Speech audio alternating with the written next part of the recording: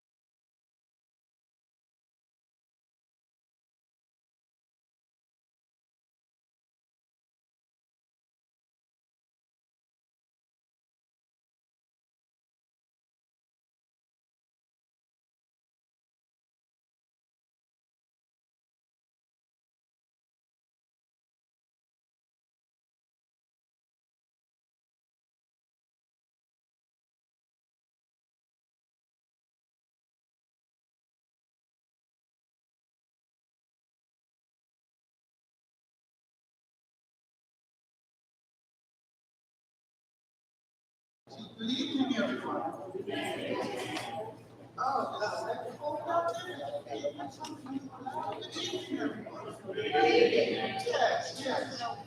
Just want to get ready for the nice meeting and say thank you for coming out to, I believe it's our fourth, not the fourth one this year, but our fourth town hall meeting, and the first one for this meeting. So, let's begin.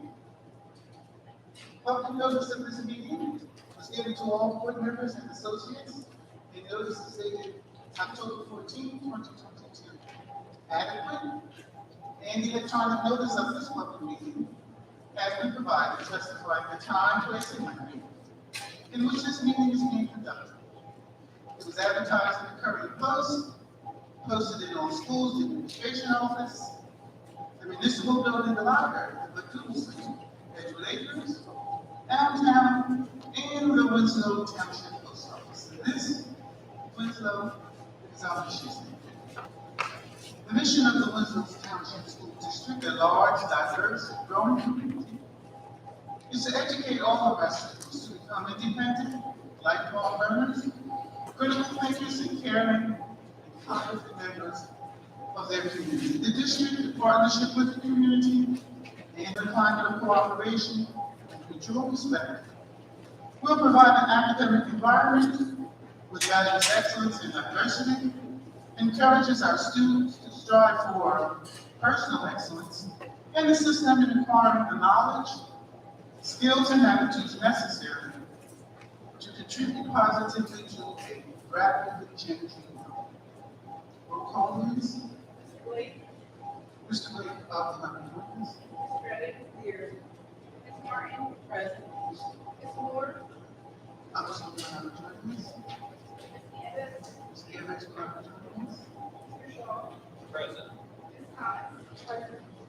Ms. Peterson, present. Ms. Pitts. present.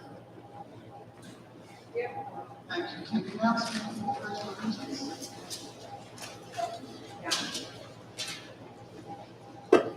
I pledge allegiance to the flag of the United States of America and to the republic for which it stands, one nation, under God, indivisible, with liberty and justice for all.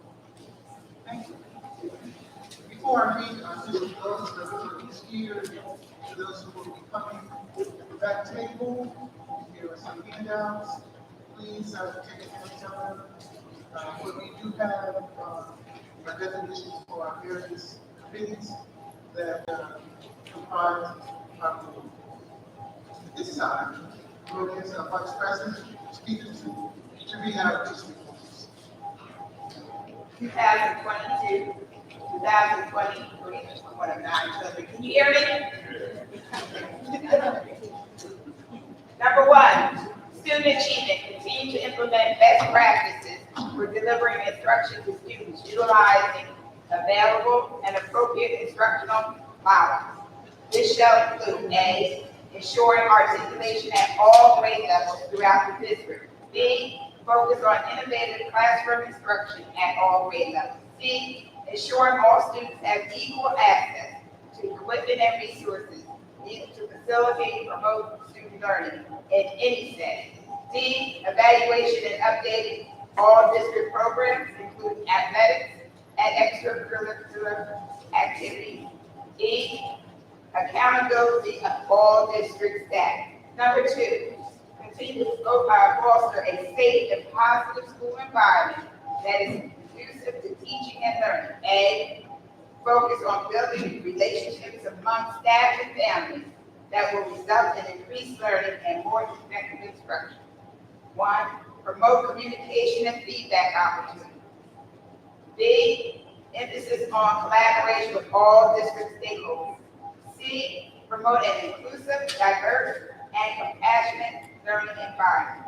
And our final one, 3, market our strengths and achievement to all stakeholders to increase capacity for greater parent, caregiver, and community support. A, continue with our public relations marketing plan. B, continue to work with the various advisory committees in the district.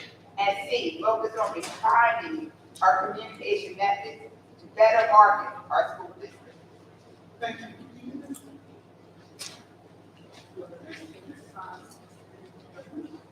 We're going to go to our council meeting.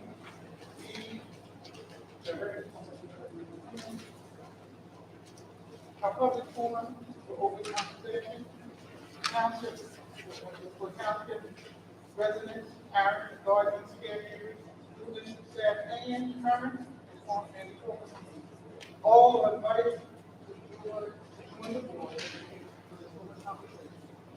The purpose of this forum is to provide our district stakeholders with an extended opportunity to present feedback to the board on the district's emergency procedures, receiving principals by the city, and parental involvement. Present and discuss opportunities for improvement, ask questions, voice concerns, and offer solutions. And so therefore, I've always been taught to, ever since I was a Girl Scout, to be prepared. And so in the words of Snoop Dogg, say very little so you don't have to get it.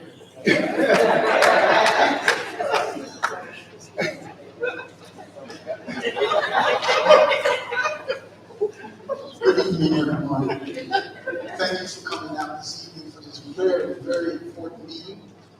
First, I'd like to thank Chief Lemon and his staff for being here, so that you'll know Chief Lemon and his staff are always participating with us during our emergency procedures, because each month these procedures are practiced in every one of our schools. We are required to have at least 2 practice emergency procedures executed in our schools. Practice, practice, practice.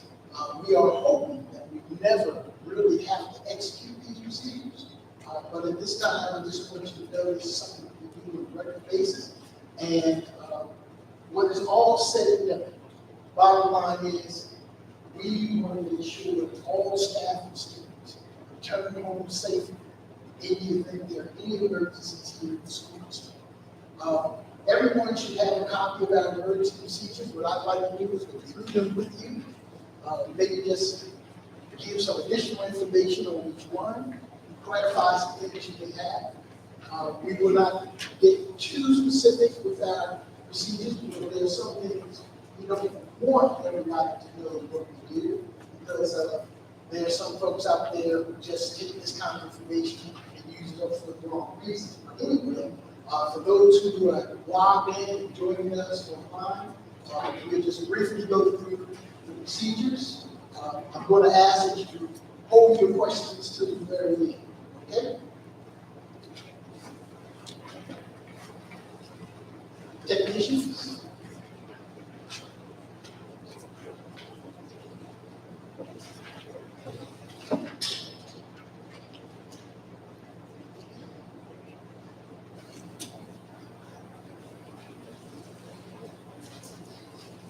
Okay, emergency procedures, does everyone have a copy?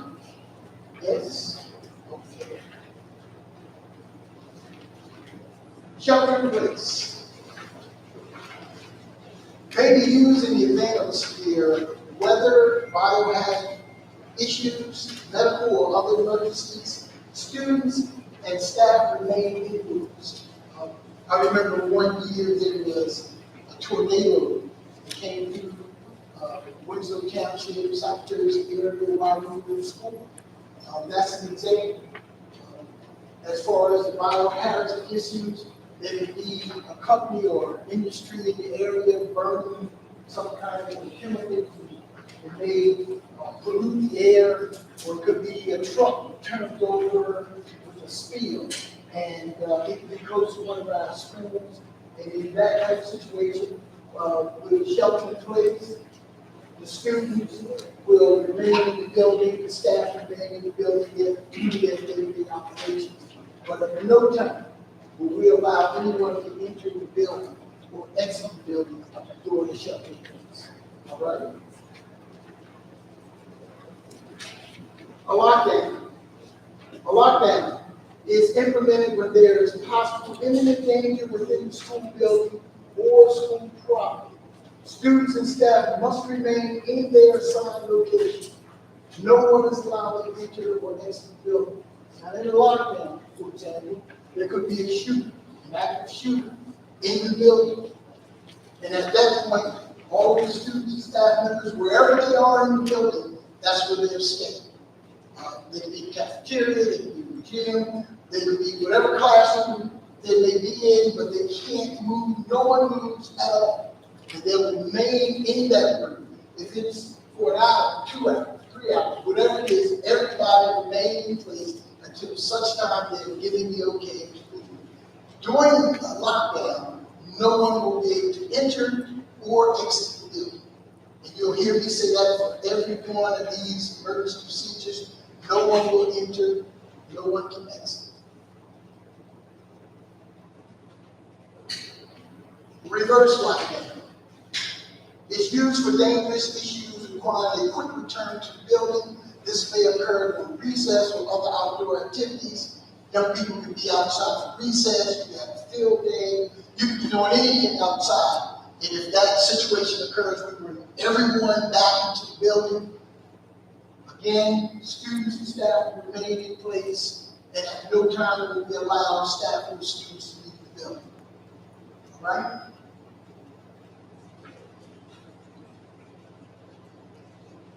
Lockout. Lockout is used when there's a dangerous situation away from the school that could impact the school building or campus. No one is allowed to enter or exit. Now, lockout, ladies and gentlemen, for example, I recall we received a phone call from the police department that somebody was on the run in the area of the school. We alerted the school, told the school we're now in lockout, no one leaves and no one enters.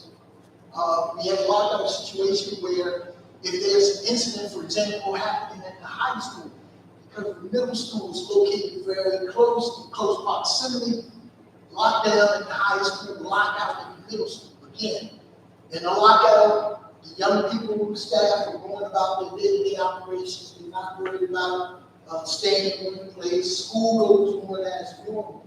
However, because they're in close proximity, you don't let anybody in or out because that situation could move over into the building that's in close proximity. If somebody's on the run, you don't know where that person may end up. Again, if it impacts the entire school district or if it impacts just the schools in that vicinity, those are the schools who will be in that particular procedure at the time. Evacuation is used when there is a fire, water, or another emergency that requires immediate removal from the building. No one is allowed to enter or exit. Now, of course, that's our fire drills. Practice our fire drills all the time. But there could be other situations. You could lose power in the building for an extended period of time. If you lose power in the building, therefore, you may not have the ability to cook or prepare food. Toilets may not operate. You're in a situation where the young people and the staff cannot continue to operate on a daily basis. Therefore, we will evacuate those young people to another facility. And at that facility, they will remain until such time they can return, or they'll stay there and be dismissed from that particular building. Now, in every case, of course, no one is allowed to enter or exit the building. However, whenever something does occur, you will receive a call from the building principal, email. You will receive information from the building principal telling you what we're doing, what situation we're in, and they will also say to you, your students and staff are safe. There's no immediate danger to anyone in the building. Again, we're telling you that information so that you don't have to necessarily come to the building, because again, no one will be dismissed during any emergency procedure. Just a few points I'd like to bring to your attention. During safety and security preparedness activities, no one is allowed to enter or leave the building without special clearance. Now, you say, well, what's a special clearance? We had a situation where a school was in a lockout, but we had a medical emergency. Child had an asthma attack, it could have been anything. The parent were already called, they were being routed to the school. The only way they were able to enter the building, we had a police escort them into the building. And only under those circumstances, now, if you're in a lockout or a lockdown, excuse me, and depending on the situation, if we can't provide medical assistance there, then we will not let anyone in the building because we don't want to put you and anyone else in any immediate danger. But in most cases, when this occurs, police escort, take the parent in, escort the parent out, and continue to leave the building into a lockout status. Phone calls will not be answered. Ladies and gentlemen, there's no one sitting at the phone trying to answer the phone during emergency procedures. Now, we've had situations where that phone will ring all day long. Here's the situation. It's not a win-win. For example, if it's a school situation, one building you hear from the principal, it's district-wide, you hear from me. If I say to you, we are now in a lockdown situation in the entire school district, however, there's no immediate danger to the staff and students at this time. That's what we're going to give you. Then what we find out, of course, from parents is, well, you called us to tell us what was happening, but you didn't give us any more information. Well, we can't give you any more information. So we want you to know why we're in lockdown, but we can't keep giving you updated information every 10, 15 minutes. And I think the chief will probably speak to that, because once they come on the scene, then our whole situation changes. But we'll move forward. Students will not be dismissed or any preparedness activity. All doors are locked and secure. Parents must remain away from the building. Ladies and gentlemen, emergency procedures, the main objective is order. We want to make sure you sustain order. We cannot have a chaotic situation. Now, of course, whenever we make a call, within 10, 15 minutes, we have cars coming up to the school, we have people who want to come in, and we're not going to respond to you. Since we're in the cell phone age, particularly middle school and high school, once we call a lockdown in the building, your children are calling you. They don't really know all the details. They should be following the directions of the teacher. So whatever they're telling you, in most cases, isn't accurate. They can tell you we're in a lockdown, but they don't know the specifics. But they're calling you, you're already on your way up to the building. What happens? You're blocking the entrances. You're blocking the exits. You want to get in the building. You won't let you in the building. And I'm going to share this experience with you. One of the last emergency situations we had in the district, I went over to one of the schools to try to help out at the very end, and a parent went upside, one side, me down the other. And I think most people don't understand that we're parents too. And we understand. We understand these are your children, and they are our responsibility. Said to me, well, Dr. Boutique, I said, excuse me, sir, we're going to let you have the children as soon as possible. Give me a moment to go inside so we can make sure everything is done for you. I've been over here for 2.5 hours. Ladies and gentlemen, we didn't ask you to come up there. And you were going to be out there for 2.5 hours or 3 hours, whatever the time they take, you will be out there. Because at the end of the day, we need to make sure that the children are released to you safely. We can't be dismissing children here, 5 kids here, 2. Every teacher has a roster of children in the classroom during emergency situations. They must be accounted for at the end of the day. Isn't that most important? We want to make sure that if I got 20 young people, I want to be able at the end of the day say, I still have 20. But if we have at the door trying to dismiss children while we're trying to keep them safe, it's too chaotic, and that's not going to happen. But people coming up, waiting hours, 2 hours, blocking traffic, keeping police or emergency vehicles from coming in and out, it's a chaotic situation. We cannot allow the school, under those circumstances, get to the point where it's in this way.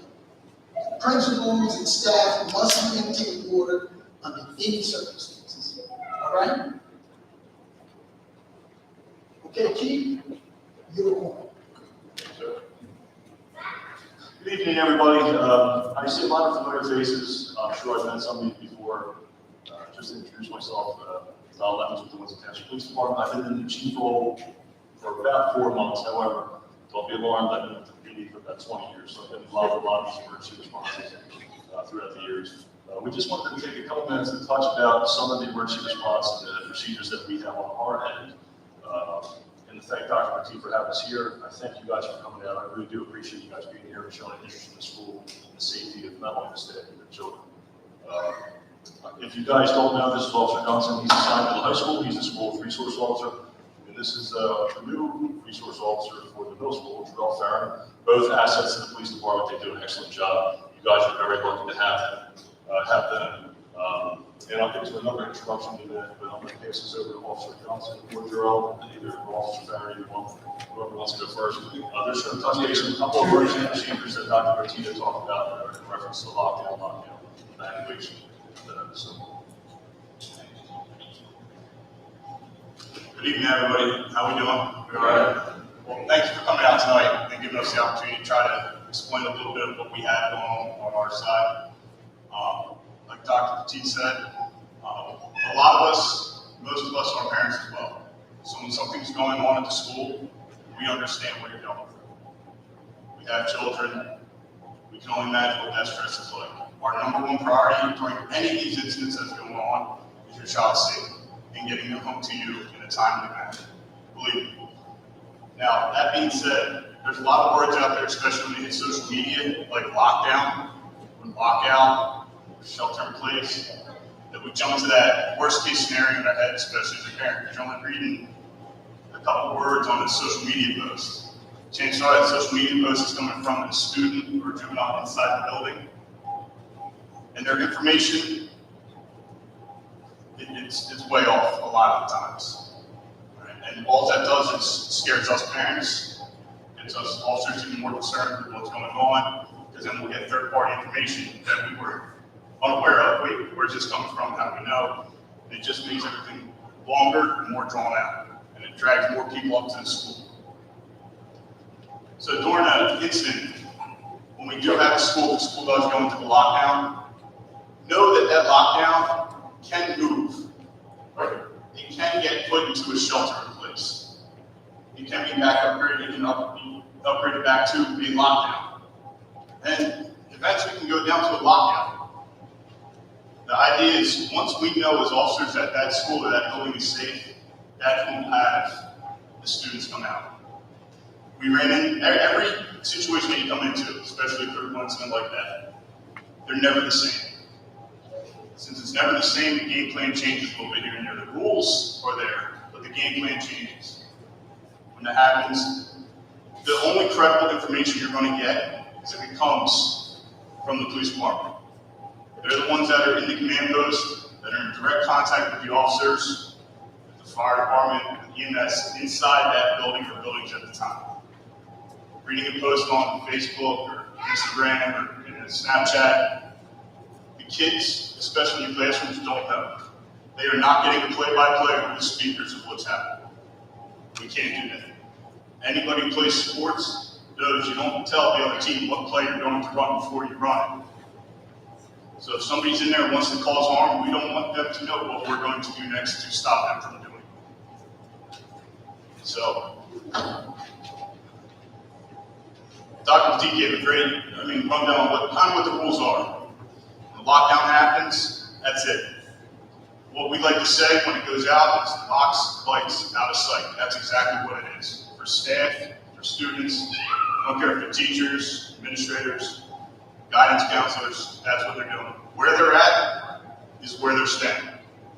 Classrooms, closets, bathroom, that's where they're at. When you have the shelter in place, again, it can sound a lot more scary than what it is, but your kids are still in the classroom learning. The only thing is when that bell rings to change classes, the kids aren't changing classes. Honestly, the time we use is the example that Doc gave with medical. We had a situation in one of our schools, there was a kid who had a medical emergency. It happens. And it's right at class change. We're about 3 minutes away from classes. We put the classes in the shelter in place. Just because I knew I was going to have EMS coming in to get the student, the last thing we needed was a hallway full of 200 kids around, hindering them from being able to render it. The lockouts, same thing, are pretty self-explanatory. The schools at no time are never accessible to the public. If you want to come up as a parent, you need to go to the front door. You got to hit the buzzer, identify who you are, and why you're there. They're not like, it's not where somebody can come and walk up to the back door of the cafeteria and just walk in. What the lockout does is when this gets announced and the students hear it, it may send a message out. It may get parents excited, maybe stressed, scared. You get it. All that's doing mostly is letting staff know, listen, we're in a lockout. If you leave, hey, we're not the building, you're not going back and forth. And if you're out, we're not letting anybody back in right now until we figure out what's going on.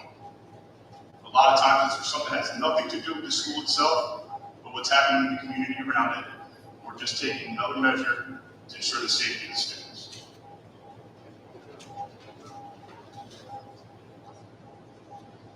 I think the most important thing that they kind of touched on was accountability and basically teamwork. We got to know where everybody is at every point, no matter if it's in school, the parents, the police department. Everybody has to be where they need to be. All right, as far as like I said, the lockdowns, parents, you guys got to be where you need to be. At the front door or on the property at the time, it's not the right time for it because we're dealing with serious situations where we need to know where everybody is. Again, like I said, we'll address the parents, the issues. The school will probably more likely send something out, like you touched on. But at that time, that's not going to be the time for it. We need accountability for everybody. With that being said, like I said, we need teamwork. Everybody has to be on the same page as far as what your responsibility is as a parent, as a student, as in the police department, the schools. Everybody's got to be on the same page.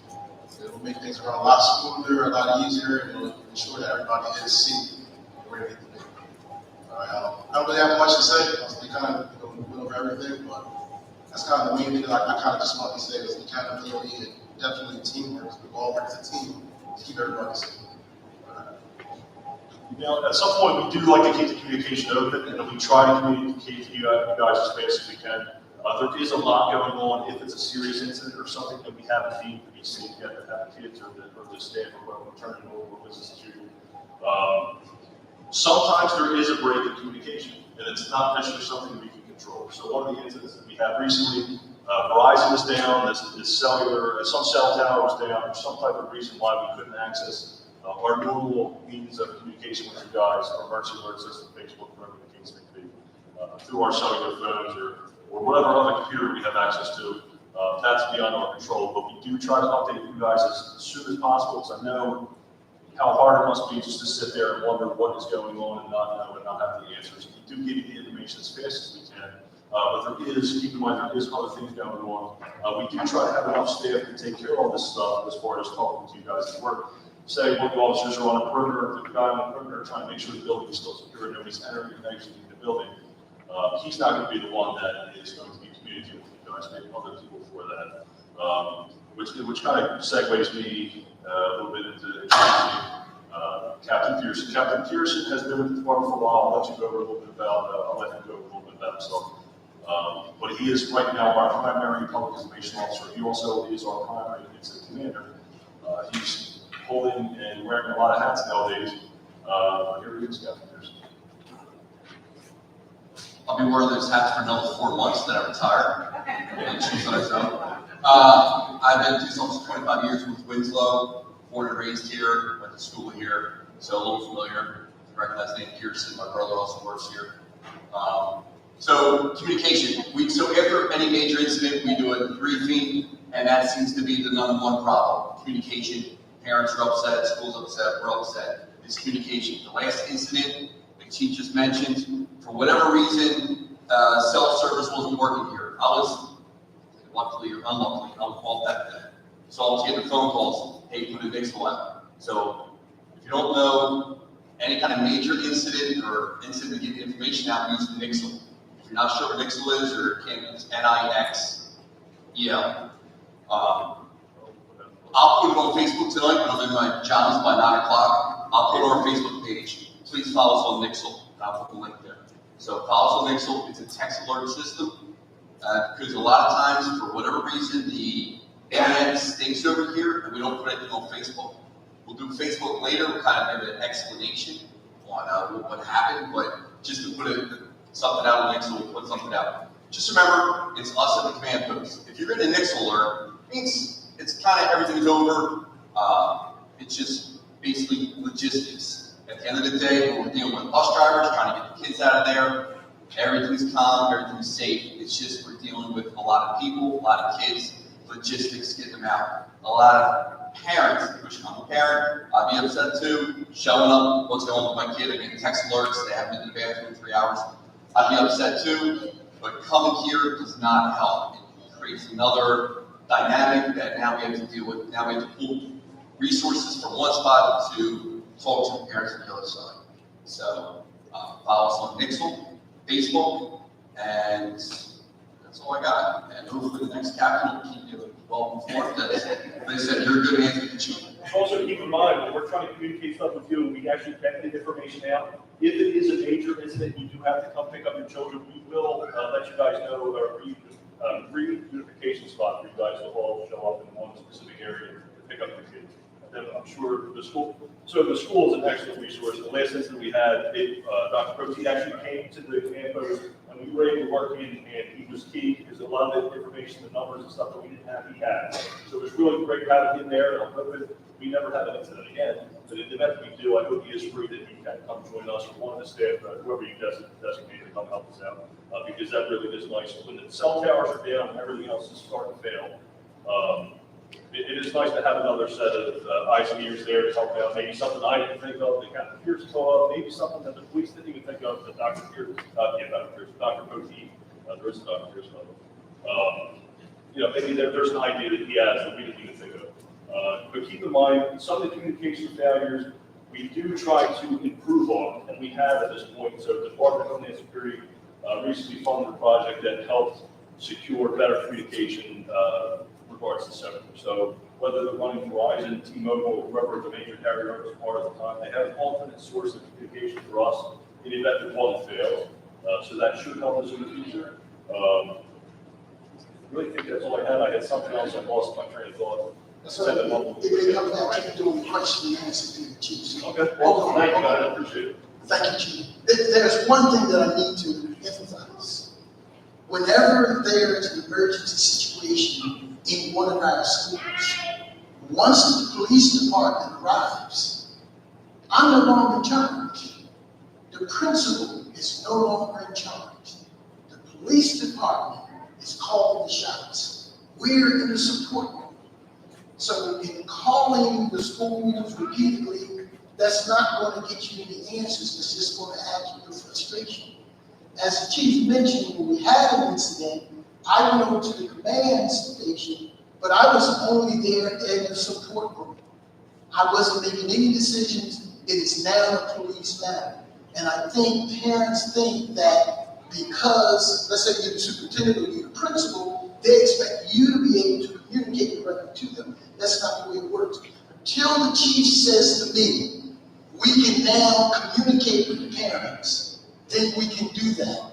And in most cases, we collaborate on that communication to the parents because I don't want to put out something that's totally different than what the chief puts out, and now we have additional confusion. So at this point, I think it's very important that we understand that under these circumstances, once it becomes a police matter, then the police are in charge.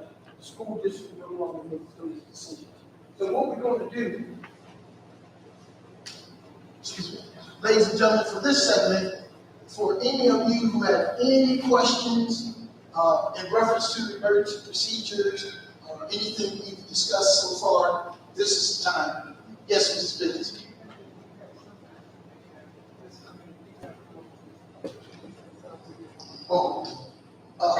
Mrs. Spitz asked, those of you, would you just introduce yourself again and where you are? Yeah, I'm Patrolman Dunson. I'm the school resource officer that's primarily over at the high school, but we do all the schools. Steve Pearson, the captain, kind of oversee patrol and the special operations. Chief Don Lemons with the Winslow Township Police Department. And Officer Perry, with the middle school now, the resource officer, just started this year, and we're all excited to see the resource officer. Thank you, guys. Because ladies and gentlemen, in addition to the emergency procedures, safety on a daily basis within our buildings is a priority. Safety is first and foremost. So if any of you have any questions at this time, we'll be more than happy to try to answer. Anyone have any questions for officers, for me? Anyone have any questions at this time? Yes, ma'am. My name is Rhonda Martin.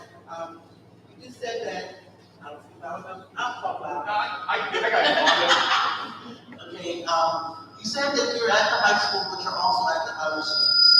So in the case of the elementary schools have an issue, who's at the elementary school that's basically like you to make sure the elementary school students are independent, everything in the same protocols? So we have patrol units. So anytime these students go out at a school, we're going to hear it dispatched over the radio. And we do have patrol units that same thing around town where it may happen.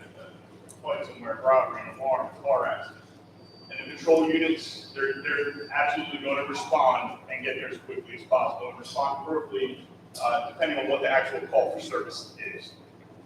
So, and then that's where we come in and I'll make my way over there, you know. Now, we would love to have a police officer in the school. We're not there yet, but we are having our discussions, particularly in larger elementary schools. So those are the schools we have, at least for discussion purposes. Now, Officer Gunson's primary responsibility is the high school. So when the elementary schools make a call, they are to call the police department because that way, the patrol person, as Officer Gunson mentioned, that may be there to get there quicker. We don't expect Officer Gunson to run from here down to school 1, back over to school 6. It's just humanly impossible. So his primary responsibility is the high school. Whenever there's an issue, they call the police department and they'll get a quick response. All right? But for the large elementary schools, we are having discussions about them. And of course, she's limited. They have other officers who are going through the school resource officer training. So we're moving in that direction. I can't definitively say to you they'll be in place at this particular time, but we are looking into providing this across the district. So real quick, Ms. Well, also, we do encourage our guys to go through the guys and gals to go through the schools as many times as they can every day, as long as they're not on another call service. And with the doctor program, that random times we have to make our police officers, so we'll be doing any other call. One of the things I will say, the school district and the police department have an excellent working relationship. And every time we put a call out, they respond.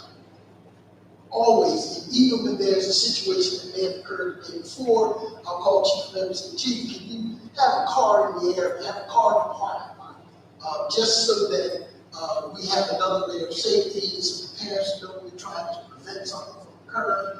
And every time we have something in the school district that requires a large gathering of individuals, we always have police presence. Even when you're using our facilities, the school district approves it, there will be police presence. Whatever it is, there will be police presence. All right? Anyone else? Yes. No comments. My question is, together with Dan, I want to see that all games, I see within the school. I believe this is a new endeavor on us. The proactive mode, now that you're interacting with our youth and our kids, what are you learning from them that can help us better protect them, that you might not have known before you start? Is there anything that they're feeding on, any type of feedback where they have concerns on how we can better protect them in school system? So the one thing, can everybody hear me all right? So I will say, when it comes to the officers in the school and working in events, whether it's basketball or football, we have been doing it for some time, for at least as long as I can remember. Now, the one thing I also can say is that we interact with the students on a regular basis. It's far from every time we interact with a student at a school that is criminal activity, or that's something that needs to be addressed on a discipline level, or anything along those lines. We're out there socially with these students in the schools, talking to them, having normal conversations, you know, how the Eagles, how the Cowboys, even though we only talk about that.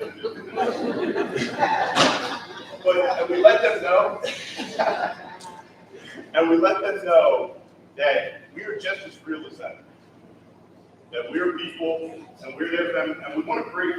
And if there is a distrust, if there is a lack of communication, we want to have it to where they can come to us and tell us that, not be scared or embarrassed or feel intimidated, that they have to stay quiet or can't come hear us. And that's exactly how we're bridging that gap. It's trying to extend another line of communication for them to have, where they can come to us with the small things that might not even be criminal, just life. And just having an outside resource that, hey, you know what? I'm still here, and I can't talk to my friends about it because maybe they'll make fun of me. I don't know if I'm going to talk to the school about it yet, because maybe something that isn't at the school level, maybe something that's outside, it's not school related, not grade related. They just need another outside source, and that's that bridge that we were attempting to gap, and I think we're doing really pretty well at. Yes. I did have a question. No, No. I just want to put like he said, to the building still back after, we definitely work something out, especially being here now at the middle school. I would say the communication that I have with the children are fairly good. I mean, starting in September and the whole game October. I've built a bond with the children pretty quick. They know me pretty well. You see them come up to me all day. Hey, how's it going? I gotta tell them, no, get to class. You can't, you know? Yeah, I built a pretty good bond with them pretty quick. And I would say it's definitely it's hit football games, come up to the try around me. You know, it's a good sight to see as far as the community seeing it, but it's also good for the children to see us. That's not scary, like you said, intimidating. It's definitely. I would say that many of our young people are glad to see them here. You know, just knowing that they're here and knowing that they have someone else that they can go to, whatever the situation may be. So I think the bonding and the relationship is getting much, much better. And I think this is something that we're going to continue to do. Yes, ma'am. So I'm glad you brought up getting used to being here and your presence, because I think in speaking from when we had that very significant issue in June, that kind of started really defining what lockdowns were versus lockouts. The feedback I received from my child as they got home, especially in high school, because that's what the incident was fear, because there was SWAT fear, because there was, and they never, like, when you do a drill, we do a drill and all, we all do our drills, we do our thing, but the personnel is here. Have we talked about doing mock, where the personnel come out, so that the students aren't scared? Because that's what they're calling their parents. I'm scared because we're in this closet and there's now armed, you know, they were there, the SWAT team was there, they were armed, they were like, and it's scary. These are high schoolers. Right. God forbid it's our parents. Like, I'm just thinking as we prepare our kids, not that we want them to be exposed to that, but I do think we want our kids to know that they're safe, that this is part of what we're doing, that it's okay to be scared, and to kind of address it proactively rather than being reactive. I can speak to my part as a superintendent. I'll let the chief address the law enforcement piece. But that was as real a situation as we've ever seen. This was not practice. This was real. And the fear, the anxiety, all the emotions were real. Staff, students, everybody. It was an experience for me. Sure, okay, I had that experience. I'm glad I did. I hope I never have to do it again. So it is real. Going into a command station, all the law enforcement officer, I guess I'm the only guy there that didn't have a gun. I mean, we're talking about a real situation. And one, we were prepared as a school district. Practice, we were prepared, but that anxiety, the fear, and all those things that go along with it, ladies and gentlemen, I don't think you prepare for that. Because once it becomes real, then now all the things you practice all the things you want to think that's going to kick in, it did kick in with those emotions, you know. Now our children, unfortunately, had that experience. The police department and law enforcement were able to resolve that situation. But I hope we never have to go through it again. But at least our children understand that that was not a joke. And Chief, if you want to speak to how all the other law enforcement came in, I think it must have been, what, about 10 different departments? So we try to respond to incidents, we never want to get away. We always try to respond as it is a real incident, even though in the back of our head, based on the information we have, it might not be real. We obviously hope it is not. When these things happen and we get the notification that we start to respond, we work with Central Communications that automatically sends us certain personnel in the agencies to respond to those. So we're going to get here first. But as we are securing the scene and making sure there's nothing active, other agencies provide. They said I'm very quick. And then we just got to roll into what we trained for. And recently we have been increasing our training. We have been trying to get the guys prepared, trying to get the fear and the nervousness out of our personnel. But just to touch on your question, and maybe I misunderstood what you said, you were looking for an avenue to try to ease the children and have them introduced to maybe some of these personnel that are coming together.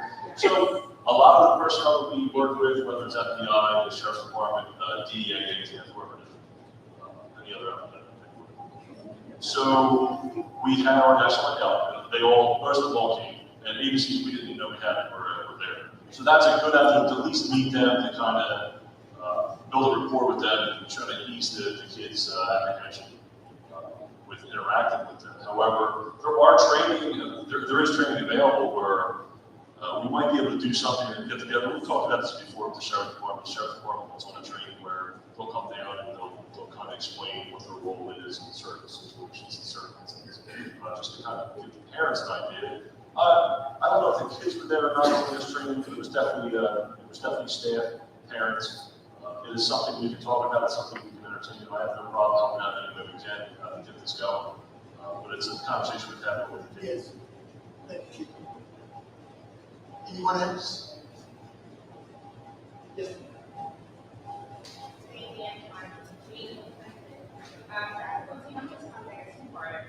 So the first part is, I thought that we were looking to possibly hire 2 more resource officers. I don't know if that's the case. Are we still in the? No, the 2 additional, we only, in the beginning, I had requested 1 resource officer for the middle school, 2 security guards for the middle school, which we now have, police officers, security, and 2 additional security guards in the high school. So now we have 1 resource officer and 4 security in the high school. Though that was the initial recommendation at the beginning of the school. Okay, perfect. Thank you for clarifying. The second part is, we just discussed about the incident where the cell phone towers was in the city. What do we have as a backup for? Have we thought about something else that would send a signal to the police department and let them know that there is a situation happening? God forbid if we lose power in the school and the cell phone towers is not working. What do we do then if we need to get a signal to the police department? So there is, the systems in the school are on a backup. They do have cellular service, obviously, and I know we're talking cell phone towers and one goes down this now. But more importantly, especially if we have an incident in high school, middle school, things along those lines, myself, and also parent, if something's going on, these don't rely on the cellular service. You take all the cell phone towers out and our radios are still on. And so these radios will absolutely get all the personnel, it's going to go over to Central Communications that's based out of Lindenwold, where their backup resources that they have go beyond the cell phone tower to get information out and resources that we need at a particular location, whatever that is that they do. Yeah, so my apologies earlier. So when I was talking about communication, it's really just to you guys. Officer, there was no great communication. We were talking the whole time. And there are backups in place now for the pop that we were having based on the communities we had, to try to alleviate the threats of the pop we had. But no, officer were fine, and the new, little arm, yeah, that'll connect directly to our central communications to get contact with us, about maybe you guys can first. And let me just clarify. Normally, the first communication to parents come from the school to let you know what we're doing. For example, ladies and gentlemen, parents, we are now in lockout at school 1, 2, 3, 4, whatever it may be. Or we locked down at a particular school, and all the other schools are locked out. That first communication comes to you either directly from the principal if it's a single building, directly from me if it's multiple buildings. But you will not get play-by-play. I just need to say that again. You're not going to get multiple responses or updates every 15, every 20 minutes, that sort of thing. And I understand being a parent how you would want to get more information. But by that time, we're now under the direction of the police department that we will not be able, nor are we directed to send out any additional communication until we are asked to do so. So I'm going to have to continue to reiterate that because a lot of times what we found, many of the parents were upset with me because they are saying to me, I didn't give them enough information. They want me to continue to give them information that can't happen. And then if I don't say to you, ladies and gentlemen, we're in a lockdown, then they jump on me and say, well, why didn't you call us to tell us? So it's really not a win-win, but we try to get as much information to you as possible. Again, at the end of the day, when all the young people and staff return home safely, that's what it's all about. So far, we've been fortunate in every situation we've had thus far. We've been able, even though I'll take all the screaming and up and down, whatever it is you want to say to me, I'll accept it. But at the end of the day, when I leave here, I was able to say, everybody knows. And that's what's supposed to do. And we are learning just like you, and like we had that situation, I said, it was new for me too. So we're learning as we go along. Yes, ma'am. There's 5,000 students in the district. Exactly what you just said. You should print and copy and make it an every back to school life when you get the majority of the parents there. Because it's a good message, but it's not the message. Exactly. But back to school life is when the school has. Right. And, or whenever we have something for students, whatever we do, you're absolutely right.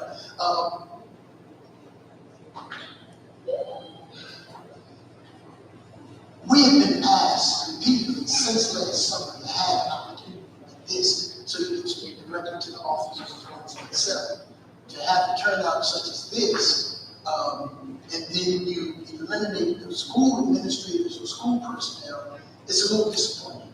But we are in a situation where we still have to go through, so we're providing the opportunity for parents to have these conversations. Now, here's what I know is going to happen. If and only if, God forbid, that we do have a situation, it's going to be chaotic. On the outside of the building, it's going to be chaotic again. Why? Because people get in panic mode, they haven't heard, they don't follow the directions, they become frustrated. But again, it is up to the police officers, etc., to handle those things or to execute them. I am responsible to make sure that the building principals, our support staff, our teachers maintain order inside that building, regardless of what's going on outside. We must maintain order in those buildings, and those children need to know that we have everything in control. They need to know that.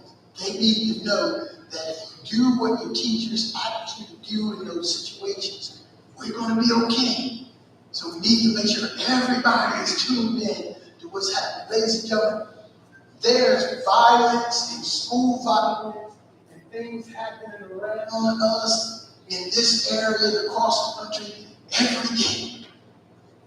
Every day something is happening. You can't turn your television on and listen to the news.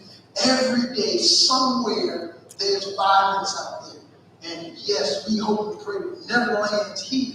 But the important thing is, we can't put ourselves in a situation where we're not prepared or find us in a situation where it's completely chaotic and we lose control over the situation.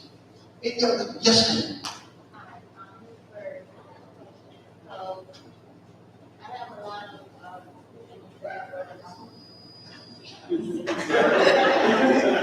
So, for my program, and constantly hear from the young guys, that girls are putting their hands on. And I have a son, okay? And the only thing I can do is tell him don't. right. I mean, and his thing is, okay, I understand that, Mom, but then my training from today, I got to be up out there. Right, I And understand. I understand that too, son. Yes, yes, But I, for me, if you're dad, we're telling you not to do that. yes. And you are giving your son. The issue was young ladies are putting their hands on the young men. The young men are getting to the point where, like her son is troubled. He's want to know, should I hit back? Should I restrain myself? She and her husband are telling her son, don't retaliate, don't hit him. And I'm saying you're telling him the right thing. But what he should be doing is direct him either to the principal or some adult in the building. Please let him know. You have to let him know. And, you know, we all been in. Yes, we have. Yes. I know this, because then, not only you question my manhood, and all those things that go with it, because see, there's some rules in the community that's not the same in the school. We understand that, right? And yes, it's tougher to walk away, but I'm saying walk away. And that's the one thing we can keep encouraging our. Yes, walk away. I think the other part of it is, that's not even just that part of the girls and the boys, it's the fight. Yes, Okay, so my thing is, why don't we make it a teachable moment? okay, And I know you guys have teachers, I know they can go into a room. yes, Make sure no one's around. Yes. But doing it collectively on assembly or something like that, that means everyone is together. Right. And no one is looking at this person going here. Right. But it's someone that's talking to everyone as a whole. yes, And at the end of the day, we can do all of that. Yes. It's gonna happen. yes, and I agree. But I'm just saying that. Yes, I agree. I always just think that when too much is happening, you can Yes. just make that a teachable moment. Yes, and I agree, and we do encourage our principals, when they see situations that are escalating, now it's time to talk to the entire school. Let everybody know what your concerns are, what they should do, what they should not do. But I think more importantly, in your situation, we don't want our young men to get to the point where it becomes comfortable to retaliate against women, because that never works. And they're always going to be sure. You're a young man, you should be able to whatever. But I know, and here's one thing, particularly middle school, is it middle school? What grade level we talking? Middle school. Well, see, one thing we know about middle school children, young people show their affection at this age by hitting each other. It happens all the time. Oh, I like her. What you hitting for? I mean, there's a better way of you communicating whether or not you have feelings for someone. But at middle school age, that's one of the things we see that, you're showing your affection, but no, that's not the right way to show your affection. But we need to address it, because once it gets to that point, now we're talking about physical violence, that sort of thing that needs to be addressed. So yeah, I agree, and continue to encourage your son not to retaliate. Please talk to someone, and we do want our building principals to address the student body when they feel those issues are getting to the point where everybody needs to be talking. I agree with you. The other part of I know you do talk to the young folks, that they're going. They Yes. don't tell their parents, Yes, anxiety is real. yes, We may say as parents, we'll be stressed, we have to come to you don't have to worry about your worries or not our worries. right, But we're living in a generation now that they're different. And although we may have been through similar things growing up, it's not the same generation. And we as a parent have to be a little bit more open-minded, even if we don't want to hear it, we have to hear it. Because they're wrong with it. And that is a silent killer. And we have to be very supportive to our kids. Well, now see, Bob was taking us into the second segment of our presentation tonight with parental involvement. But that is, but you're absolutely right. And if you're here. Now, ladies and gentlemen, do you have any additional questions for our officers? Because I don't want them to stay, because we do have another segment. So if you have questions for the officers while they're here, I appreciate it. So, I just have a quick comment.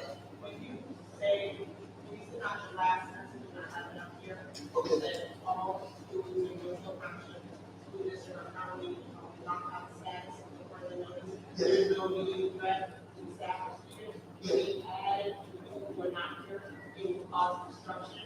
And you know, please stay away, anyway, you run out of, just add a little bit. I'm just saying. To piggyback and kind of go where it's at, I'm sorry about No, go ahead. when those messages come out, by the time that message comes out officially, the word's already out on the street. So by the time you get the message coming from the school, we know we only have so much time of your attention before you're not going to read the second name. For all schools are locked up, no danger, or all schools are locked down, so you only have it short, so we get after longer.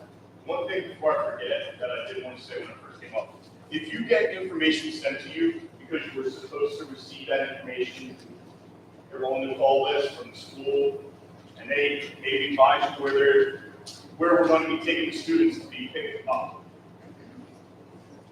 Do not share that on social media, please. Because that information is for you as the parents. If you got that call, you were meant to get that call. All that does is as soon as that starts getting out there, oh, they're going over to West Echo Park to drop off the buses and get them to stay there, or wherever. Next thing you know, that's where everybody's going. The other day, if I can't get to the school that's still waiting and jammed up, that's where they're going. So if you get that information, that's for you. Please, please, please handle that, with sensitivity to, we know it's not going to be private, we know eventually it's going to get out there. We can slow it down to give us a chance to breathe to get the students out. I understand what you're saying. But let me tell you my dilemma. Chief called me and tell me the situation. I know I only have a little bit of time to get a message out to the community. I have to think about making sure that my word don't incite people, get them riled up. So I have to sit down and think, wait a minute, how am I going to say this? Now, while I'm thinking about making sure that I make the message plain but clear so you know that the children are safe, the cell phones at the high school already know. They already received the message before I can even sit down. And I think within 5 minutes of me getting the call, I was ready to put it out. But I knew my call was going after most of you already received something from the high school, which was incorrect. Now, because I was in the command station, I can't take all the things that are going on in our home. You'd be surprised the kind of things that are coming out of you.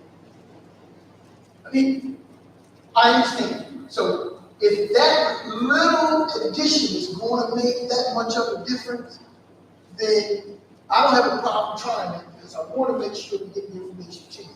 But things are happening so fast. The Chief mentioned the situation can evolve from one thing to another. But I just want to make sure that I don't excite parents and get them to the point where they get riled up. Because what I have found out, as soon as you hear lockdown, lockout, you're halfway out the door before we can even provide you with that information. And again, I need parents to understand we're parents. I understand. I truly do understand. And it's not when I was trying to explain that to you that day, Joe, I don't understand. But you don't understand. You don't understand. I'm like, wow, okay. But let's continue to do what we have to do. But I do understand. Yes, you have another question.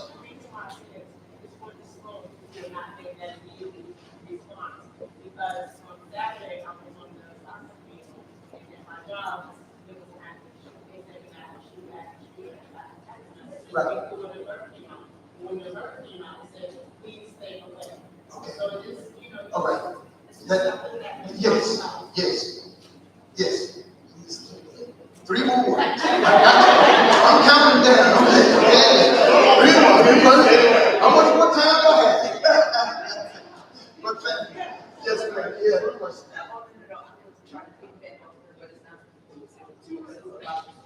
Yes, okay, we'll begin. Anyone else have any questions for our police officers? Because, you know, I didn't want them to have to stay longer than they have to, but we want to take advantage of them being here. Any other questions for our police officers? Yes, sir. Just want to plant a seed. That it's going to happen today or tomorrow. But I know, is there any way that you guys can get in the room and collaborate on how we could maybe have an officer teach a class to our young folks about being an officer? Or have that part of the curriculum where we giving them more reasons, more excuses to come up to a building, not just for dangerous things, but important things like education. And have them come in and teach to our young kids so they will be familiar with you guys within the hallways on different levels. So you're going to, Kathy? I just want to piggyback on what you just said.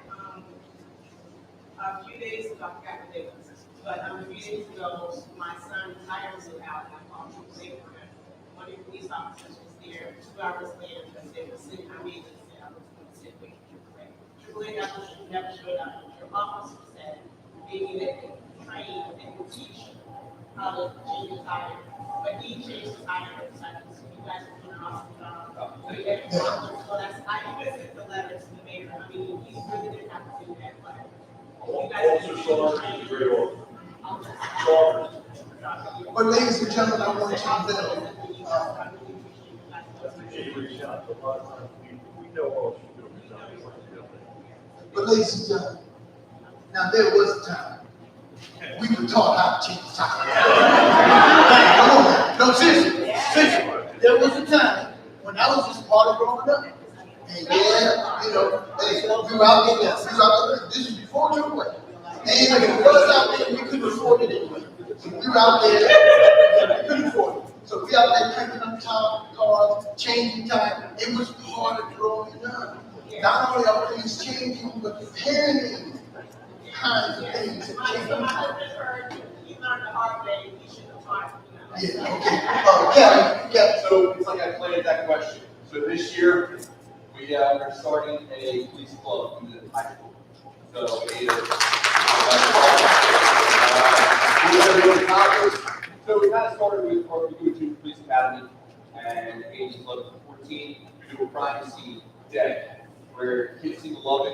They really get a lot out of it. Like, you know what? It is kind of science. There is a lot of technical things. I'm going to want to make some sort of club and get the kids involved. We're going to pick various things. I don't know if like weekly they're going to meet. You go to the council, we'll have the calls come up, talk to the kids, and still sign-ups or. Yeah, it actually generated more interest than I think any of us thought. To where we had a classroom picked out, met with the teachers. We had, it's going to be our, you know, our sponsor on the school side, and he said, we got to go to the auditorium. Just because. So actually, meet with Mr. Shaw tomorrow, we're going to go to logistics, and we're going to get that going. Now, we do have a career day every year, and it's scheduled for next Friday. The police department has participated in that career day ever since I've been here. And that's an opportunity for those young people who want to be a police officer, fireman, excuse me, or any other profession. Those individuals are there, so they are participating in that career day. So there are other opportunities for young people to become police officers. Any other questions for police department? Yes, ma'am.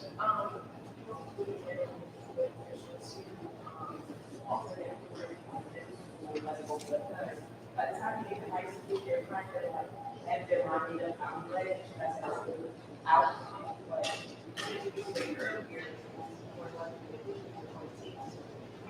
I think the Treasury Police Academy, I think the top is to be more mature, and I would say maybe more than the high school kids, because we're like, oh, once they reach high school, they're gonna apply, whether, which way, but I'd rather talk to the high school kids, like I said, a little more mature, and we'll see how that goes, and maybe in future years, we can start something middle school. And go to the very level. It's a pilot program, we want to see how it goes. We will approach, Next year, yourself. we will approach to see how it worked out, and I was surprised, of course, the interest, we knew the forensic science class was already in place for high school. So hopefully, let's see how this works, and maybe we might be able to do something at the middle school. At some point, since we do have a resource officer at the middle school, maybe we can do something. Because Mr. Officer Gunson is spearheading that, is there. So let's see how it works, but it's a good idea. The sooner the better. And I wish most young people in high school, by the time they got their minds made up as to what they want to do, you'd be surprised. You'd be surprised. But that's part of, growing up, and we're trying to provide as many opportunities as possible. Any other questions for our officers? We're almost on target. We have a few more minutes. If not, then, Chief, thank you very much for coming out.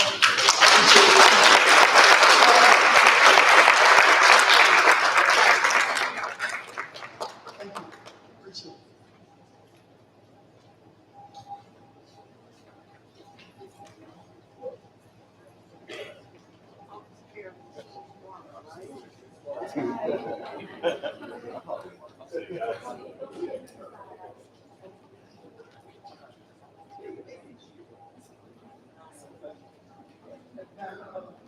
Ladies and gentlemen, since the beginning of this school year, you can hear me talk about parental involvement.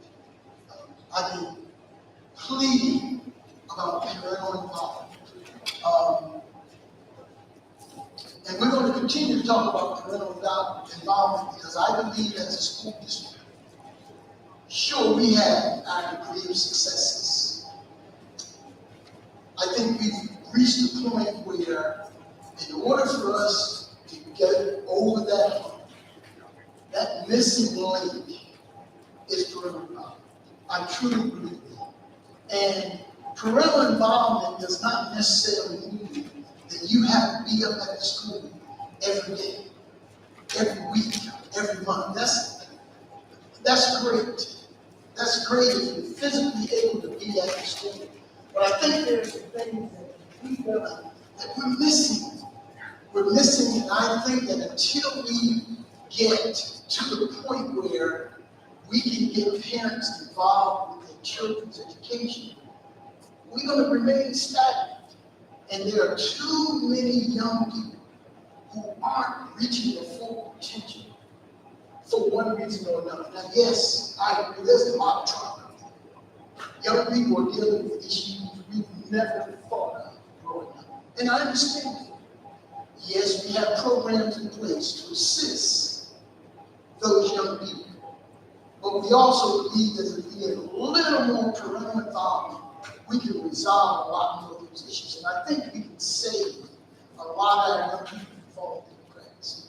There are a couple of things I want to say before we get to the slides. Number one, if we can just eliminate some of the nonsense, the disrespect, the fights, the profanity, all those kinds of things we have that distract teachers and administrators from getting the work done.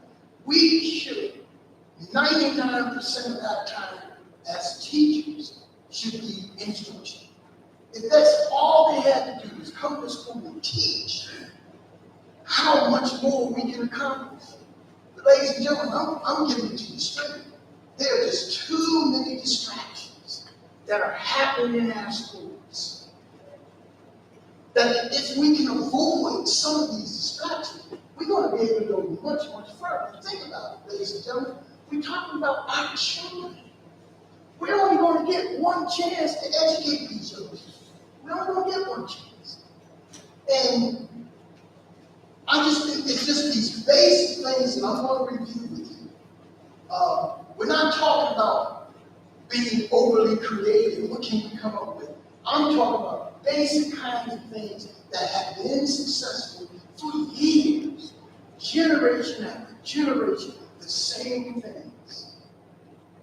But I think, as we mentioned before, sure, parenting has changed, so what has happened, those generations before us, and then those generations to a certain point, carried those values over from one generation to the next. So we grew up knowing what our expectations were. We're missing both here, ladies and gentlemen. And sadly enough, as a result, we're losing a lot of young people. Parents, you need to join us and get to the point where our young people understand. Okay. Now, these are strategies, but ladies and gentlemen, these are basic things. First thing, look, talk to your child or your children about the value and the importance of an education. They need to know why. I was in the high school a few weeks ago, had the opportunity to go into the classroom and talk to some of the young people, and I asked them, why do you think we come to school? Basic question, why do you come to school? Being somewhat facetious, I wanted to hear from them, why do you think we even have a school? Do you think the education is important? Do you value education? Now, the proof, this is parental life. Tell your children why education is important, why you should value education. And we may even get to the point where your education can mean life or death. And I don't necessarily mean on a violent sense. Ladies and gentlemen, the more knowledgeable you are, the better decisions you're going to make. Education is important. Those teachers have a lot to offer beyond their subject matter. All you have to do is come to school and sit there and listen. That's all we're asking. Value education. Now, one of the stories, and I'm going to be brief. There was a gentleman in my early years here who had two daughters. He lived in a country where the children, his daughters, not only could they not get an education, they couldn't get an education because they were girls. And he came over here before his family, get a job, raise enough money, earn enough money so he can bring his children over here to get an education. When they entered our school, they valued their education because it was something that they couldn't get where they were. No foolishness. Serious. No cell phones. I mean, I never had to talk to them about anything other than no dress code violation, no suspension, no disrespect, no not having a homework. They valued the education because they knew we would take it. Both of those young ladies graduated from Winston Township High School in the top 10% of the class. Valued education, knew the importance of it. Both of them are professionals. One is the doctor. Now this, I'm talking about, sure you say, well, if I get, no. If you value the education, who knows what you can become? But never they value education. We take education for granted. It's like, well, send your children to school prepared to learn. The student motivation. Send the school prepared to learn. You go to school today, I want you to make sure you get your mind right. I don't want the teachers calling me about anything. You get up there, you listen, make sure you do what's being asked of you. That's all. See, that's parental participation. You're involved in the child's education. You don't have to come up to the school. I know some parents don't have the luxury. You may have to work 2, 3 jobs, whatever it may be. You may be a single parent. I understand. But your economic or socioeconomic status does not have a bearing on whether or not the children won't be successful in school. Just make sure they understand what education is all about. Prepare them, let them know. Go to school, sit up there, pay attention. I don't need to hear from anybody about your behavior. Send them to school prepared to learn. Ask your children what he or she learned in each subject every day. Now, typically, I ask my daughter, what did you learn in school today? No.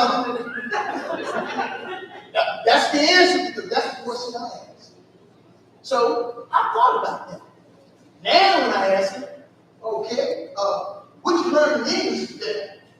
Well, I said, wait a minute. We talking in school all day learning.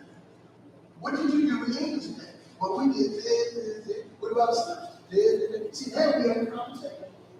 By the time we get through 8 subjects, boy, you be surprised. You have any tests this week? No. Okay, what's your grades? I'm not going there. You will tell me what your grades are. Conversation. If you ask the right questions, you're going to get some feedback. Don't ask what you do with school, take nothing. You've been there all day, you learned nothing today. Something's wrong. Ask them about what you did. And after you ask them about what they're doing, in each subject every day, be sure your child studies and does homework assignment. You have any homework tonight? What subject you have homework? That's it. Parent participation. Parent mind. See, you tell them the same thing we tell them here in school. That's parental involvement, ladies and gentlemen. That's not rocket science. I'm not asking you anything other than have that conversation. Make sure your child studies and complete homework assignments. Assist as much as possible. Now, I'm there. Now, I'm being honest with you. My daughter came home and told me she had homework with chemistry. Now, I'm not going up there and helping chemistry. Right? Now, we're not asking you to be teachers. As a parent, we're not asking you to be a teacher. You have chemistry homework? Okay, well, let's get it. Now, I fake it sometimes. Show me what you're doing. Show me what you're doing. Oh, okay. Okay, so what is it? Oh, okay. Now, Dad, see, you didn't know. Okay. Now, do you understand what you're doing? Come on, ladies, tell me. That's all. This is not rocket science. We're talking about just getting involved with them every day. Just talking about education, right? That's all it is.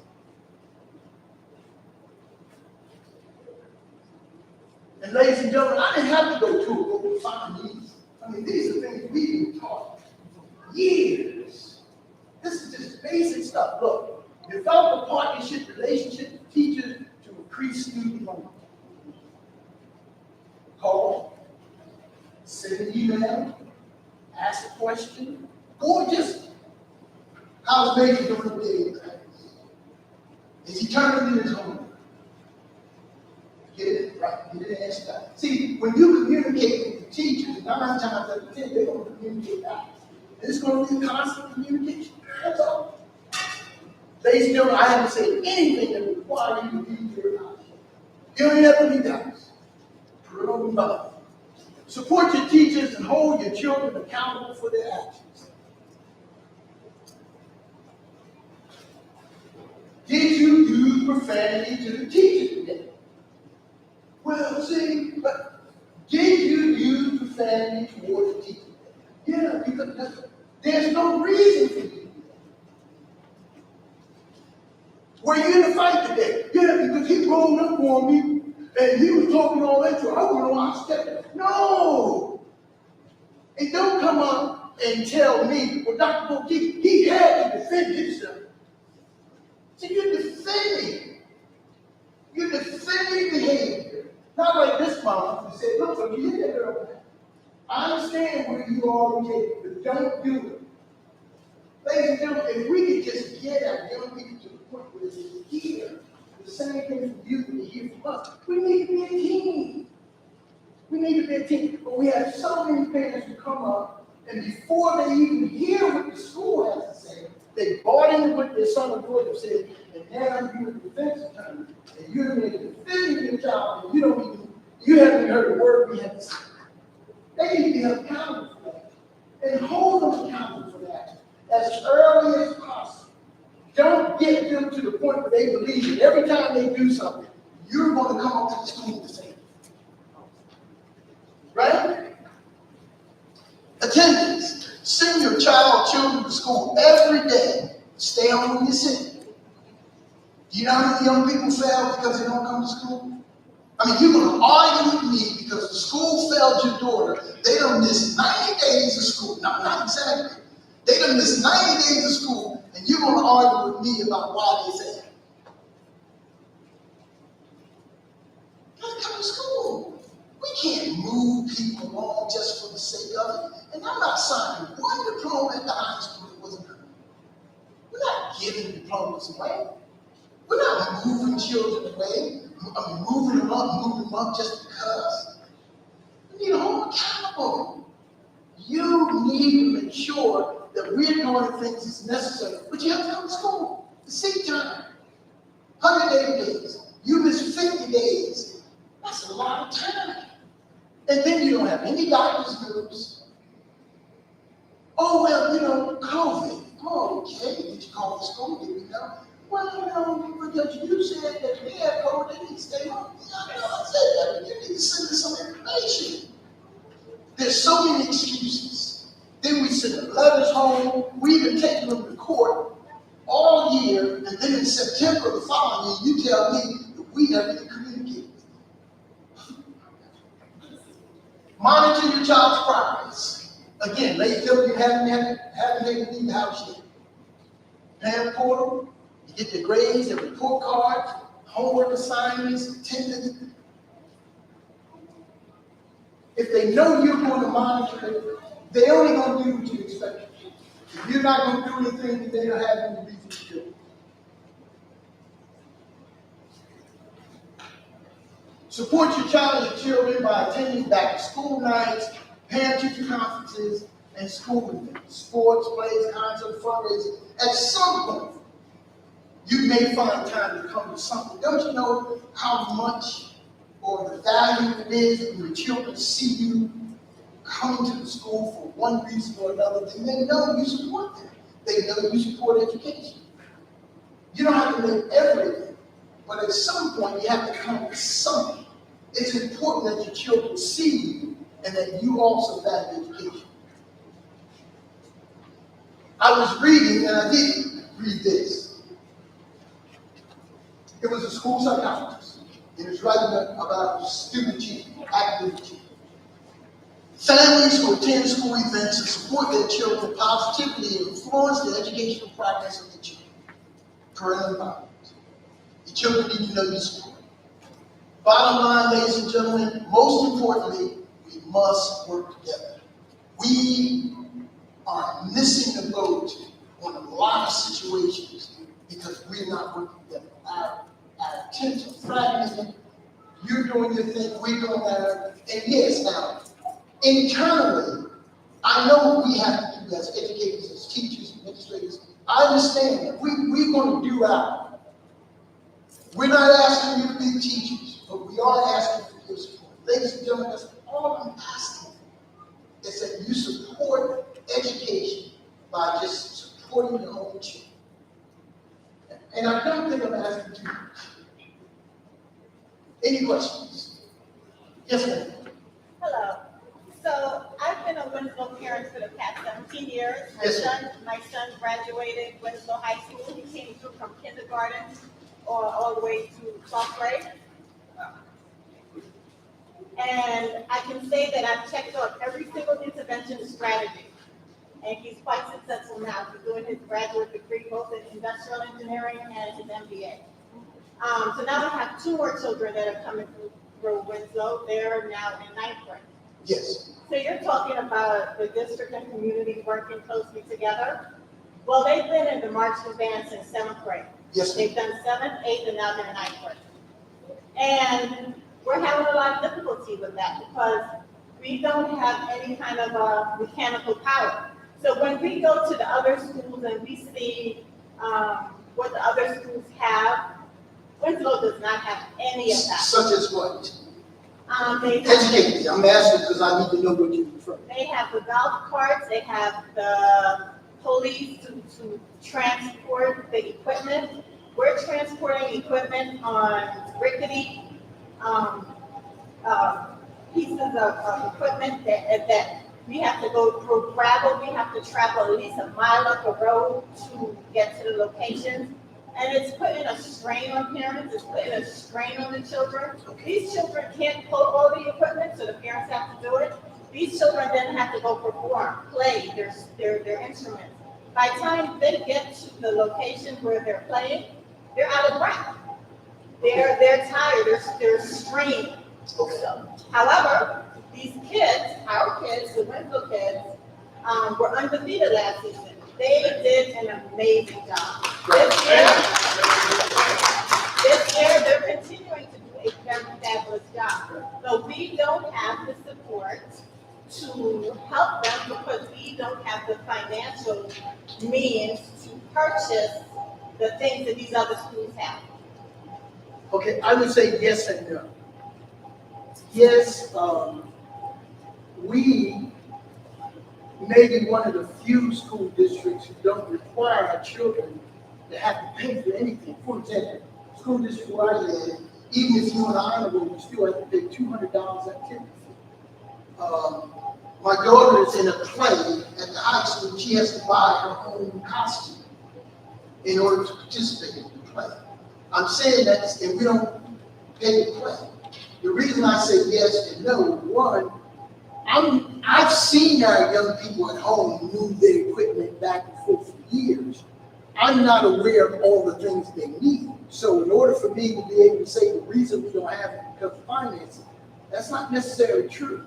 Some of the reason may be because it has not been made, it hasn't been brought to our attention that they need some of these things. And I'm hearing this for the first time. Now, we need a golf cart or something to pull all the equipment. Whatever. Well, I'm not going to say we're going to buy a golf cart. I'm not going to make any promises I know we can't keep. But I do know that I've seen that young people move their equipment on and off the field, particularly at home. I don't know why away if you have the park so far away, they have to drag their stuff behind. But I think the band director and the building administration, they need to have a conversation so that we, members of the board, will know what those needs are so that we can start addressing some of those needs. So it's not because we don't have the money. I'm thinking part of it is because we don't know.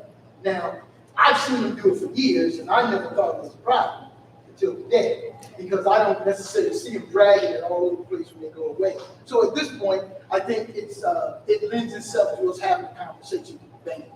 But the parents are doing it. But the parents can't have the kids go out there and be strained and Yeah, can't be able to blow their instruments or Yeah, perform. absolutely. Perfect example is the parental involvement. And I appreciate your participation, but I think it lends itself to us having a conversation, because it's not because they're being slighted. All right, but thank you, appreciate it. Yes, ma'am. Now, I go back to 2 years. I didn't went through the school system, but now I have grandchildren. That's why I just, my question is, I'm the parent who goes back to the parents who have the kids who do, so they don't have to show up. Okay, so when we talk about let's hold children accountable and responsible. Yes. What's holding parents accountable and responsible? Go to one of these little football games out there and see how these parents are smoking weed out there in the road playgrounds. See how these parents are out there cursing at the coaches out there that are trying to coach their kids, that volunteer in the community to put time into these children.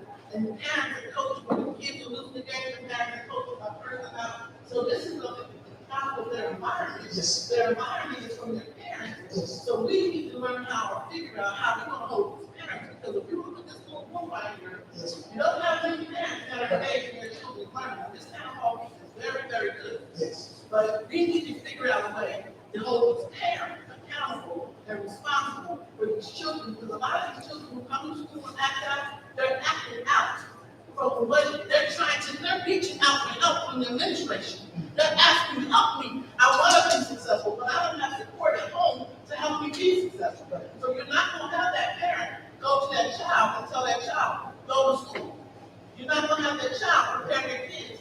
That all these free books, bags, and all the stuff that was getting invited about in the summertime, half of these parents weren't even letting their children collect the school supplies. You know, so we got to figure out a way what we're going to do about these parents and these children so our kids can be successful. Because no way should a child be an athlete, a great athlete, but but academically, he finds himself to go to a D1 school. That's right. Now, I know all my kids went to one. Right. Okay, so all the thing I'm saying is, if you know parents with children, parents that are here, we need to start looking on these parents and tell them to get right so our school and education programs can get right for our children.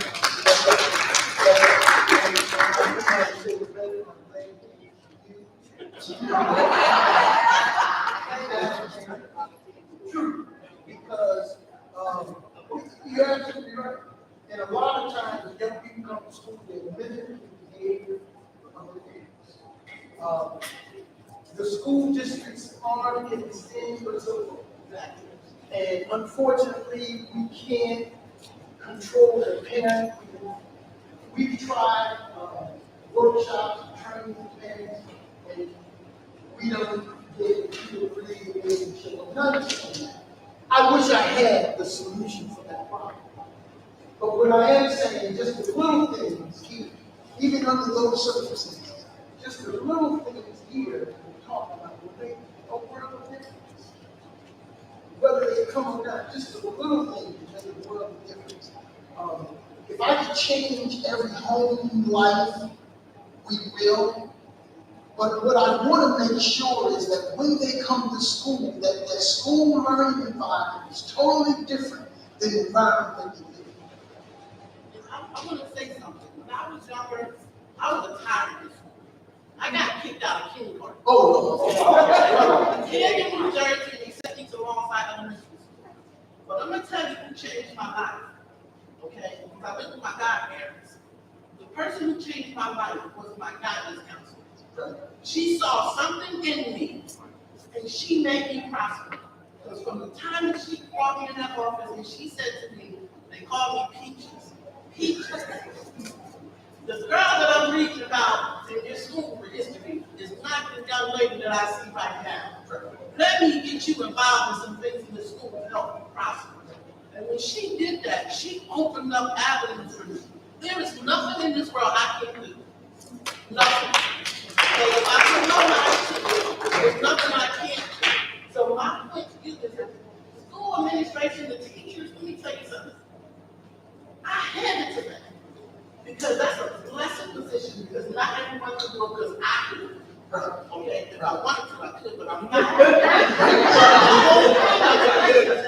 Yes, the teachers in administration, you all do need the support from parents. You do need our support to make sure that our kids come to the classroom and act appropriately. Okay, but my whole thing is that the teachers and the administration, when you see something, when you see these red lights in these children, I don't know if there's a mentor program that you can try to suggest them to go to after school to try to get them on the right track, to try to help them get their lives right, to alleviate some of the pain that they suffer when they do go home, because there might not be a meal for them to eat, or they might be a belt waiting for them to get good to them. We don't know, okay? But we need the administration also to be engaged. Yes. And those children, not just name them to be bad kids either. Yes, absolutely. And we do have a lot of resources. My response is not an excuse. There are a lot of teachers, I know there are a lot of teachers, a lot of administrators, support staff, counselors, psychologists, who want to reach out and help, who really want to reach out and help. But just getting the young man or young lady's attention long enough to sit there and understand that they're trying to help. Sometimes we'll reach out to the parents and say, look, I'm trying to talk to him. Would you just tell him, look, just he can come to me. But what we're finding is a lot of resistance. Do you know we still have parents who haven't even given us their phone numbers? When we ask so that we can send out those emails and things like that, my secretary come in and said, Dr. Otika, we can get a printout and I do a roll call. Blocked, blocked, blocked. No number recorded. And I'm thinking, how are we going to work this out? And the parental piece is important, and I hear you, and I agree with you 100%. That's why we're talking about parental involvement. That's the key piece to us getting over the hump here. I mean, we could really be doing some greater things if we can just get that one piece fixed. And I wish I had the answer, but we got to get that piece fixed, because until we get that piece fixed, we're going to slowly move up that hill, have had those successes on the way up, but it's moving too slow. And we listen to the kids. Yes, ma'am. Stay with us, because you want to account, so you can stay with me. So I have a lot of girls that have a really great summer program that I do. Amy, would you mind sharing that with us? So last year was a nice year. Okay, This and year, where are you looking? so last year it was in Somerville, but I had 90% of my students were pretty much all of your schools. Okay, One of those schools. yes. And this year, this summer, is going to be visited by the and I mean, in addition to that, you just want to, but the objective is to have a program that's like this. So with that being said, because I have a parents. Yes. So I'm here to tell you and all of you guys that I'm here. This is Bertha. You ain't know who I am. I'm stalking her all the time at the school. But I'm here. I can give my phone number. I do everything for the kids and the community. Waiting for approval from the board to have my next visit dinner for the for the toy school. Did you submit that to this board? Do we know that's coming or something? We working on it. Oh, okay. Okay. Okay. I can help with a lot of the parents, because I have a report of them, have over 70 students that attend my program. So I'm here to help. Just let me know what I need to do. But I'm already giving you your No, roadmap. I'm saying, not just for my students, but with all of you. Absolutely. Absolutely. And I appreciate it. And I'll be working with you through this. All right. Thank you. Appreciate it. Anyone else have any questions? Yes, ma'am. So my oldest one never graduated from college. So when he started, he can help you with anything about that. Okay, will you help me out? So it was very different when he was little, and because of the environment of the country, it was much easier to get in and out of the school. Yes. It was not perceived as a you versus them, which I understand for safety, unfortunately, things have changed. Yes. And BC, before COVID, we used to have like a FAST program where it got people back into the schools. The gym teachers did like family fun nights and things like that. So that could be a way to get people back in and get the kids in for something that school is fun, not I have a math test, I have an English test, I have to reassess everything. But it's not that involving school on a fun, relaxing thing. We are working on easing back into those activities. They're coming. And I see a lot of the building principals already receive approval for those kinds of activities. We are easing back into those kinds of activities. We'll be working with our teachers union and all those organizations, as well as parents who are actively involved in the HSAs. So we are beginning to ease back. Now, I have asked the principals to slowly ease in, okay? Because I don't want people to think that COVID is over. Now, it's better than before because most people have shots now, they have their shots and things like that, so we're leveling off. But it's still out there. Winslow Township, this part of South Jersey, is in the moderate stage, but because of the vaccination, things like that. So we're going to slowly ease into those programs where we start bringing young people and parents to our schools. But we need to just keep in mind that those safety precautions are still there. Don't think it's over. Now, just since we are talking about just a little bit of health, I want to let you know, according to the Center for Disease Control, this winter is supposed to be the worst flu season we've seen in decades. Other parts of the country who had their, and I think they first judged like Australia who had their winters or something earlier, people are getting sicker from the flu, and flu season's supposed to be worse. So get your flu shots, because I want you in school, make sure you get your flu shots. You can't afford to miss anybody, and anyone else, make sure you get your flu shots. I'm scheduled next week, we're going to get my flu shot. All right? As a personal request, which I did put in years and years ago. Yes. The little ones, when they're studying their insurance in like school 5 and school 6. Yes. Squeezing everybody into the gym in school 5 in May.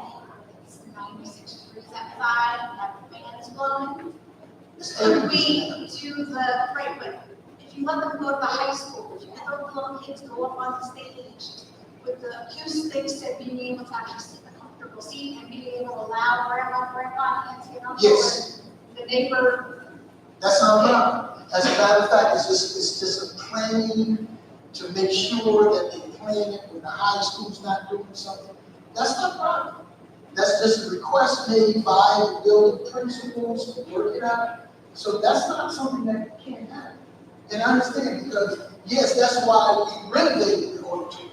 So that's not a problem. It's just a matter of coordinating so that you were able to go there and you're gonna have something. So sure, we can coordinate that. That's not a problem. We want you to use that auditorium. That's not a problem. All right. So we'll just reach out to schools 5 and 6 and make sure that's something we do. Communicate with Mr. Morello, work out a date, and let's make it happen. All right. Let's make it happen. Yes, ma'am. Fun night is next Thursday.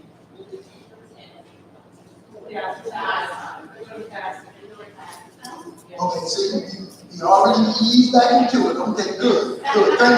Thank you. So we already eased back into the activities, but we need to make sure we do it safely. That's all. Anyone else have a school-related question at this time? I know I've kept you here a long time, ladies and gentlemen. I know like 10 of you came out. I'm not trying to keep you here all night.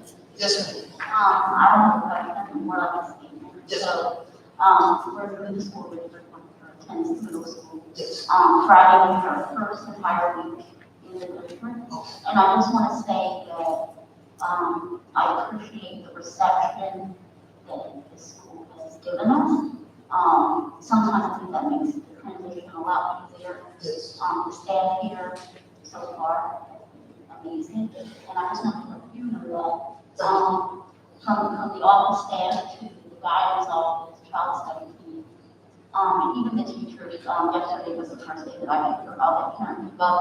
And even though, it wasn't her 8th grade teacher, I think it was her eighth period teacher, her first period teacher walked her out to my car. And, just let me know, I've been testing her hard for the last couple of days.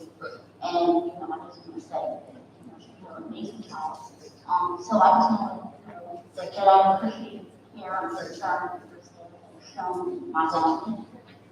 Thank you. Ms. Wangoni, make sure they keep it up now. I don't want to come back next month and tell you something. Consistency, man. But, ladies and gentlemen, I've said, repeat, true. There are a lot of good people. A lot of good teachers here. A lot of good people who care. And if our young people here are walking past the opportunity every day, you can walk past your opportunity every day. Here's this teacher who can change your life. You walk by and learn every day, and you don't realize what they have to offer because of all the other stuff we do. Okay, I want to be ridiculous, but I know we got a lot of good people. Any other questions for parents or parent participation? Ladies and gentlemen, yes, ma'am. No, we have time. I don't have a question, except a statement. Yes. I think for a lot of us, I see a lot of familiar faces. I think these are probably the core parents that are active. Yes. One of the things that I've been trying to do, particularly this year, is tell at least 5 other parents and try to get them involved. Yes. And I think that by that, doing that, we will reach at least one. If we do that, Yes. keep increasing. Yes. The involvement, but I've noticed that that's extremely helpful. Yes. So that's important. And thank you. And thank you. As a matter of fact, I can almost go through the parents and say to you, you really don't need to be here. And when I say you really don't need to be here. I'm saying, see, we don't have a problem with your children. You know, your children are doing well because you're here, because they know that you have an interest in their education. And then they also know, I'll say quietly, what will happen if they do. Right? That's right. They know they're being held accountable. And I'm not saying, yeah, I'll turn somebody's over to you. But ladies and gentlemen, sometimes we have to get their attention. We gotta get their attention. Because these young people have their own will, you know, they want to do their own thing. You gotta check them. Because if you don't, it's okay. But thanks, Mom, I really do appreciate it. Thank you very much. Yes, I'm ready. As a student who goes to high school, I see a problem with, like, I understand why it's happening, but with the vaping issue that we're having, the bathrooms are being closed. So we have to go to the bathroom and we walk around the school for 10 minutes looking for a bathroom. That's a You're problem. missing the learning time to be taking class. Yes, you're absolutely right. I agree with you. That's a health issue because if you have to go to bed, you have to go to bed. I can't walk in 10 minutes, time to find a bathroom. I also understand what Mrs. Morelli is trying to avoid with those young people, again, doing something they shouldn't be doing in the first place, causing the disruption, keeping those young people who want to do the right thing from doing and getting their education. And I've been very clear, ladies and gentlemen, if your child comes to school and don't want to do the things he or she is asked to do, then they're going to have to be removed. It's as simple as that. We can't sacrifice 95% of the student body who comes there to do what they have to do every day for that 5% who want to be disrupted every day. Come to school, don't intend to learn, don't want to learn, and don't want anybody else to learn. That's a problem for us. We know that's a problem, but before we take drastic measures, I'm begging you as a parent, help me with Major. Talk to him. Come up to the school. But, okay. Ladies and gentlemen, I want to thank all of you for coming out tonight. We're at the point where I can assign seats for y'all because it's saying but I just really want to thank you. And I'm hoping for those who logged in, they were able to get that message because my intent is to partner with all of you so that our children can be successful. So on behalf of our school board, Mrs. Pitts, Mrs. Board, thank you very much for giving us this opportunity. Ladies and gentlemen, there are snacks. You're not limited to how many. But please take advantage of the snacks. Thank you for coming out. Thank you. Hold on a second. Mrs. Pitts wanted to she got it. Again, we have the board, I'd like to thank all of you who came out. Again, it's actually still meeting, which means since we opened, officially, we do have to look here. So let's do what we want our children to do. Right, let's be modest. That's modest. Yeah, that we want to see from them. Now, just a note from our board, next Wednesday is our board meeting. And you all excuse me because you're here tonight. But if you could talk to one or two other parents and say, next Wednesday is a board meeting, come on out. Because again, remember what Snoop Dogg says. Snoop Dogg says, stay prepared so you don't have to get prepared. Okay? Thank you. So on behalf of the school board, I'm asking at this time, board members, a motion to adjourn. Moved by Ms. Martin, second by Mr. Shaw. All in favor? Aye. Any nays? This meeting is adjourned. Thank you all.